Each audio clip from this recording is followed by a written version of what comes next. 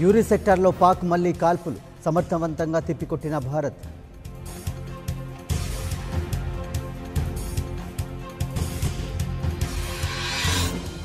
ఒంటి గంటకు అభినందన్ విడుదల, వాఘా సరిహద్దు వద్ద ఘనస్వాగతం పలకనున్న ఆర్మీ ఉన్నతాధికారులు.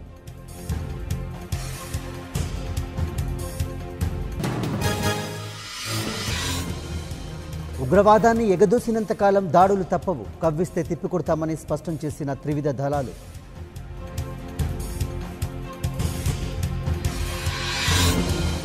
మసూద్ను అంతర్జాతీయ ఉగ్రవాదిగా గుర్తించాల్సిందే, భద్రతా మండలిలో ప్రతిపాదించిన బ్రిటన్, అమెరికా, ఫ్రాన్స్.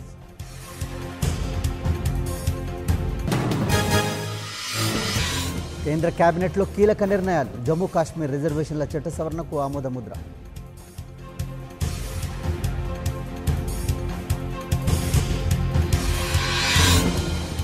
ప్రధానికి చంద్రబాబు మరోసారి బహిరంగ లేఖ, ఇచ్చిన హామీలు నెరవేర్చలేదని మండిపాటు.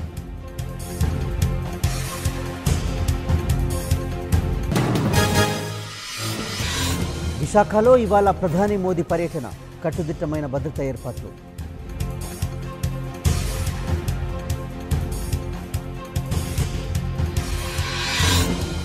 మోదీ పర్యటనను అడ్డుకొని తీరతాం, నిరసన కార్యక్రమాలకు పిలుపునిచ్చిన టీడీపీ.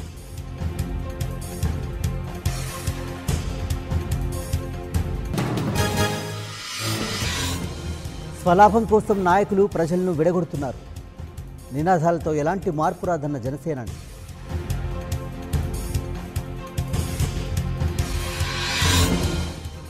రైల్వే కోడూరులో 99 టీవీ ప్రతినిధిపై పోలీసుల దాడి, బగ్గుమన్న జర్నలిస్టు సంఘాలు.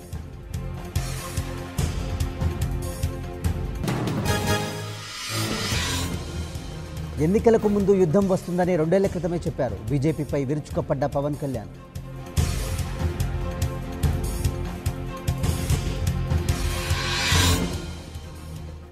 యుద్ధం ఇరు దేశాలకు నష్టమే, భారత్ పాకిస్తాన్ మధ్య ఉద్రిక్తత పరిస్థితుల నేపథ్యంలో పవన్ వ్యాఖ్యలు.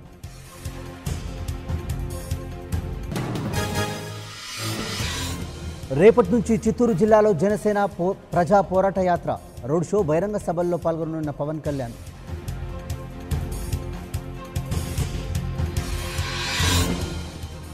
టీడీపీలోకి చెలమల శెట్టి సునీల్, ఏపీ సీఎం సమక్షంలో పార్టీలో చేరనున్న వైసీపీ నేత.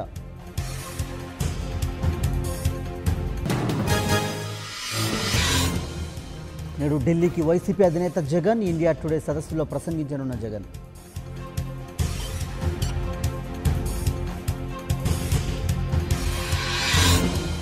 త్వరలోనే జగన్ బస్సు యాత్ర, మరోసారి ప్రజల్లోకి వైసీపీ అధినేత.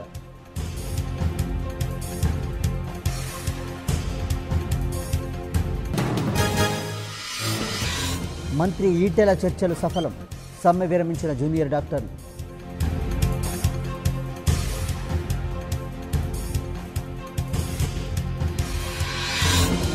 ఎన్నికల నామినేషన్లకు ముగిసిన గడువు, టీఆర్ఎస్, ఎంఐఎంతో పాటు బరిలో కాంగ్రెస్.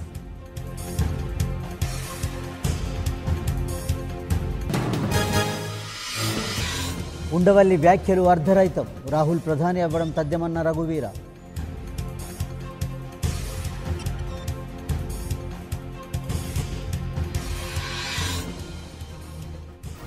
ఇరవైకి పైగా వాహనాలు వరుస కడితే టోల్ రద్దు, ఏప్రిల్ 1 నుంచి అమలు చేయనున్న హెచ్ఎండిఏ.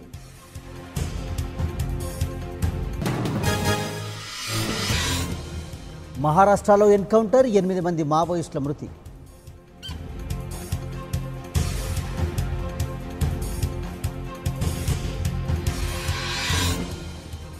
అర్ధాంతరంగా ముగిసిన కిమ్ ట్రంప్ భేటీ, ఎలాంటి ఒప్పందాలు లేకుండా కొనసాగిన సమావేశం.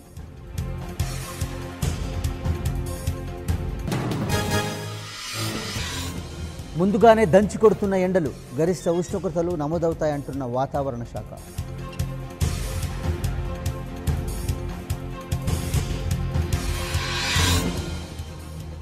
నేడు తెలంగాణకు వర్ష సూచన, ఓ మోస్తారు వర్షాలు కురిసే అవకాశం.